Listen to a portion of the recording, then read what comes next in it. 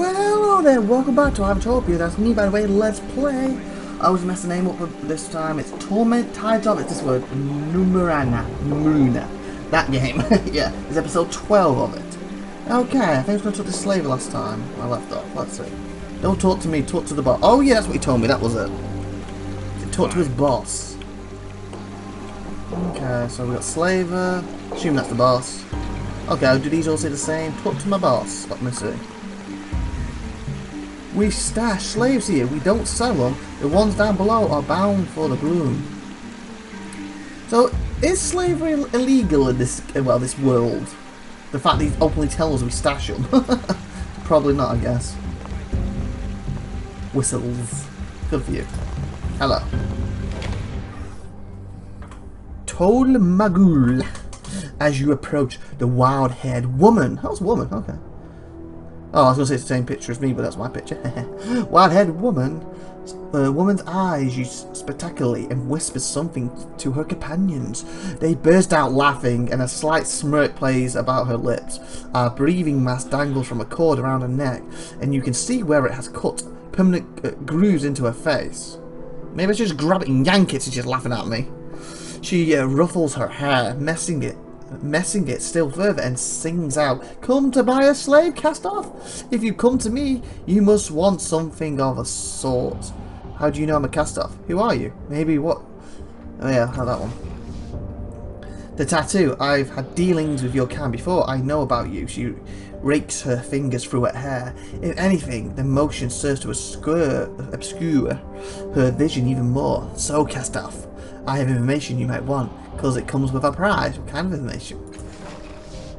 What was you going to say? Well, that comes with a price. You think you'll get it from me that easily? I don't think so. I know your type. You cast-offs. Not a one of you can be trusted. Not a one of you. Should be not one of you could be trusted. Not a one of you. Whatever. I give you this information. You're gone before I can collect my pride. So you'll forgive me if I decline to say outright what secrets I hold. Yeah, but you gotta give me an idea what it's for, so I know if I want to buy it or not. You know? We kind of impasse here, just saying. Updated my journal. Beloved slave, one of my wards has run off. She's taken a head wound, not my doing, and I've been watching after her. I don't know where she's gone, but I suspect she's headed to Cliff's Edge. Plenty of other urchins clamouring about the place, and she'll find it easy to blend in. Sadly, my troop and I detained her, so we can't go ourselves. She's a scrawny child, name of Riff. Head wound, but it's covered by dark curly hair, has a little necklace around her throat, bubbles about her gods. Go get her for me, and I'll tell you what you want to know. Sure, I'll do it. I won't do it. Answer a few other questions for me first. Seaside's fine. Can you tell me about yourself? I'm a slaver. I'm the last person you want to make an enemy. I've got a reputation for coming through on my word. Nothing else need concern you. Oh, can we talk about you again? No. I can remember she's rude. What can you tell me about the Order of Truth? You want to deal with them? Be my guest. Those pompous, was that Aaron, priester up by Government Square, think they can unlock the secrets of the past, but they're not focusing on what's most important, which is creating for the future. They say they're studying learning, but in fact is they're doing anything useful. But the fact is they're doing anything useful. Should that be question mark? I don't let them tell you otherwise. I guess that should be question mark. Are they doing anything useful? Whatever. I had some questions about the cult of the Changeling God. Her lips curls. Disillusioned or meaning seekers, they spend their time chasing their imaginary identity, knowing what it means to be alive. Oh, what has he done now? They say, can I tongue his divine arse? As if knowing his life makes theirs any better. By studying his actions, they might be able to replicate his success. Studying his life provides meaning to theirs. Who are you to judge? They're misguided. The only way to understand life is experience it. Whoa. Small amount. The present sneer on her face loosened slightly. Not what I expected to hear from someone of your age, but at least you're not entirely stupid. Don't think our shared opinion makes us friends, no. Can we talk about it? No, okay. I wish they would change the wording slightly. Like, can we talk about it again? But I kind of wish it would just not be highlighted so you just straight to that one, straight to that one. So if I find myself rereading them, then realising what it was, I want to talk about the court exchange. See, I have some questions about slavery in Saga Cliffs. It's not so bad, not horrific. Almost no one sells them for parts anymore. Wow. Yeah, like little finger players. I guess that's for food.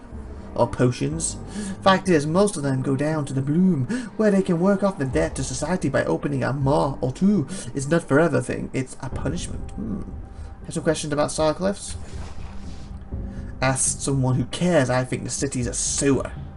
And you're standing almost like a sewer. You know, if you stand there, it might have been a little better. Can we talk about you? Don't know for now. Farewell! Let's do it. Okay, so we got looking for somebody else. We talked to this dude. I'm going. I'm going. Hello. Bye-bye. Done all up here, haven't we? So that takes us to... Did we go to this genocide? Zoom out a bit more. Yes.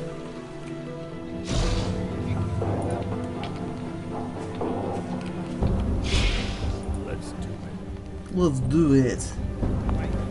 How many fly the dragon? Mustn't know, right? Hello? It's unhealthy. His language is chewy and full of strangeness. Okay? Chewy language. Goga, you are drunk. Want meat? Fried meat? Fried meat with griffle something? Griffle what?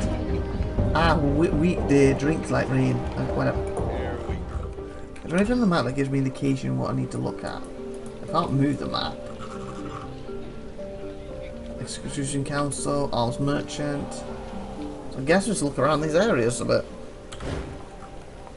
So go into the shadows. Ah, okay, just tell me what it is on the map.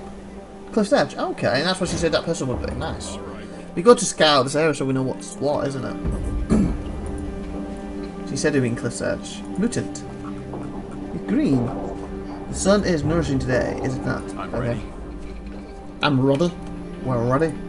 We're ready. Okay, what's this place? The underbelly. Okay, that's a good place to go to. I think the cliff do that first though. What the fudge are they? They look like... I don't know. They look very religious to me for some reason. The bad kind of religion. The ones that are gonna, you know, eat my babies. Not the good kind. Hello? Councilman, as you approach the duo, you see they are arguing heatedly, but quietly. The petty woman turns towards you. Her hair is unusual, a light, almost yellow colour. Should be you, but whatever. And her bright eyes dominate her pretty face. Excuse me, sir, my friend and I were having a discussion, and her eyes fall upon your tattoo. Her breath catches audibly in her throat. Her partner is an unnaturally tall man, gaunt and sour-faced. His voice sonorous, however, with fingers that twitch and weave through strange continuities, or whatever, contortuous. Occasionally light sparks in the air as he does. He turns to you and opens his mouth to speak, registers your tattoo and closes again. His throat bobs for a moment and he says, "It's an honor." There we go. He nods his head to the two of them. "I brought someone you should meet," he turns to you. "These are Cashman and Mirren. They're the leaders of the local branch of your church." Where? "You have our thanks for the introduction, Element. Our deepest thanks." He eyes the Iron Priest for a moment as if about to say more, but thinks better of it. He collects himself. "I might impose on your time for a moment. Will you tell me about your tattoo? How did you shape it? Do you know why it differs from the others?" "I don't know much about my tattoo. What does it mean to you?" "Others? You mean other cast-offs? What do you mean, shape it? Don't tattoos stay the same?" "Not yours," revived one. Her voice is the barest whispers as the curious. "You are a cast-off of the changeling god, light or brilliant. His touch is on your head. The tattoo marks you as a child." She gazes at you. Was that erupt, whatever. "You are not alone. Other castles live, and we treasure each of you." You are welcome here, revived one. We stand ready to serve as we can. Have you any questions for us? Oh, they're going to serve me. Great. Okay, kiss my feet. Give me some lovely strawberries and cheesecake, please. And I've got to look for this little slaver. The girl can look for her for me. The guy can... you go and get some other people to help out. You know, pamper me since you're going to revive me and all that. Review me. You're welcome here, Rivera. Who are you? He considers your words before answering. A thoughtful pause. What? I'm basically asking you what your name is. Who are you? Well, I'm Tom. No, I'm like, whoa, wow. It's the hardest question he's ever given me. Who am I? I don't know. Give me a minute to really think this over before I give you an answer. What the fudge? I am Mimir. I am one of the leaders of the cult of changeling gods in Sacred Cliffs. And does that change normally? Why did you have to really think about giving me that answer? It's like, well, yesterday I was, not in the Sacred Cliffs. I was a changeling god for Bronco Cliffs. Before that, I was in the Goto Cliffs. So I had to think about it. It's like, seriously. You're a cult changing god in Sacred Cliffs. So unless you've been moving around, why do you have to think about that? And my primary duty is a chief archivist. My colleague is Casmine. She is responsible for the day-to-day administration of our encampment, sorry. What can you tell me about the city? The city your sire built and defended. Question mark. The cradle of civilization. The center of the empire of knowledge. His eyebrows rise, and his slow tone is infused. It is among the great works of humanity in the night world, built on the foundations laid by unknown creators. It has risen to become one of the preeminent cities of gathered sound. He pauses. It is somewhat diminished in the later years. To be sure, perhaps the changeling god were to return to lead us to glory. ... Can you tell me anything more about the city? Do you know anything about the sorrow? She shudders and touches herself. Oh, what? Oh, shouldn't you be down in private unless you want me to come and watch or something? Herself rigorously on the forehead. Oh, okay, forehead, okay. I thought you were going with somewhere else with that. And on her lips. The dress coming up, is it? A monster of deepest nightmare. I have heard that it wants you dead. Every one of the Holy One's creations, all dead. I don't know why, but it hates you. Can you tell me about the meaning of this tattoo again? He bows. You are a caster for the changeling god, our inspiration, the man who has cheated death for centuries, so that he might accumulate wisdom. He wears bodies like cloths, and abandons them when he is exhausted, his studies in them. Yet when he leaves, a spark of consciousness remains. Your consciousness, revered one. Interesting. What can you tell me about, my sire? You mean the most accomplished inventor of our time? The hero of Sacred Cliffs? The man who dodged death itself? The Time Weaver? The man who destroyed the taboo? Ay caramba. This guy obviously has got a lot to say with this guy. You know, he wants to be the king of the world, the king of the universe. Oh, it's going to be good, innit? The destroyer of the taboo. We have so much to say. She catches herself, but perhaps we should wait for another time. Wow. That's kind of like... Yeah, I could go on for hours and hours and hours about this and hours, but, you know, I don't want to. Do you know anything about a device called a risen chamber? Rumour and conjuve, nothing more, idle speculation from those who wish to pretend to knowledge of your sire's motives, passed along as fact. He leans out to touch you. Have you seen it? Do you know where it is? What it does? There's a chamber in the reef of fallen worlds under a broken dome. I don't know anything about the risen chamber, but I was told you might. I need to know who can repair it. So you have seen it. You have touched it. She catches herself. She seems almost overwhelmed. Your tattoo, like all the others, but this one is different. He looks sharply at you now. All was that distraction gone. I do not recognize you, he says. You do not match any descriptions we have recorded. Okay. I just arrived. She snaps her fingers as if she is finally figuring out a mystery. Wait, let me remember your face. She studies you carefully. You're new. Are you the changeling god? Can it be? She reaches out to touch your sleeve and pulls her hand back quickly. I am the changeling god. No, I'm not. Why not? Fortune follows in his wake as surely as the river finds the sea. His mouth is twisted into something that looks as if he's trying to, but a smile. Silver tide has a small mouth.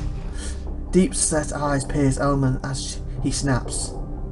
Would you have us profound everything you hold dear? Shall I deflect on the pain you carry? Alvin, I know you, and I can speak words that will harm you, but out of respect, not necessarily for you, but for civility and reason I do not accord us. What? Cursory. Okay, I'm reading that again, that made no sense to me. Mudden's deep-set eyes pierced arrogance as he snaps. Okay, one of them's missing. Isn't he elegant? Eyes pierced him as he snaps. Oh, so he's snapping. Would you have us profound everything you hold dear? Shall I deflect on the pain you carry, Alan? I'm confused with that. He looks as if he's swallowing gravel, but he manages to force out the words, "My apologies, Minion." He gives a short, curt nod and then studies you carefully. Tell me truly, please. Do you not deceive us? For we will know. Are you changed in God himself incarnated here before us? I am. His mouth turns up in a hard, triumphant smile before he regains control. He regains control of his face. He says nothing. You're not a cast-off, not one of his children, she breathes. I knew it. Her hungry eyes are adoring. She hardly seems to blink. Oh, basically I'm getting my own little, well, I guess cult. My own little army. I can take over the world. Cass, I would welcome the opportunity to question our inspiration directly, but can remember that we have been deceived before. He turns to address you. If you truly are, perhaps you can settle this question for us. He gestures toward the clock behind him. Dark figures circumvent these clocks' faces. I theorize that your creation of the time shield that protected the city established a connection with your future selves. Or perhaps your wisdom brought them here. Whatever the truth, we believe those figures may be cast-offs. Or ghosts of cast-offs, perhaps. The living shells of the bodies you have worn previously. Updated my journal. His fingers shrug, echoing for him. But the clock is immune in time. You see, we do not have knowledge significant to investigate, but you might. You create the clock. If you are who you claim, you should be able to align it with the present time and cover who these figures are. I'm not interested in fixing the clock. Okay, I will. We have tried ourselves. I have appealed to the order of truth. I have spoken with eminent seekers of knowledge. We have sent for wisdom from as far as steadfast a great achievement, you must agree. None have given us an answer. Perhaps dismay dances across his fingers. Perhaps memory of your creation will come to you.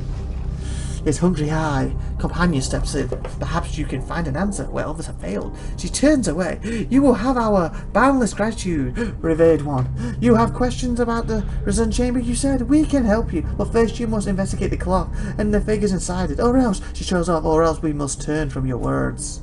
Right. What have I got myself into? Revered one, we await your insight. Fudge muffins. Oh, fudge now what? Okay. Before we do this, we're gonna save the game because this looks like this could be. I got myself in the right. Oh, pickle. A right pickle, I believe. Let's go to 6, why not? And you know what? I'm gonna end the episode here, so tune in next week and we'll try to get myself out of this pickle. I just dug myself. You know, I started digging with a little spade, and then I brought a digger over and really made it deeper. Cram. Scrud. All that good stuff. So like, subscribe, that good stuff, and tune in this week. So, bye bye.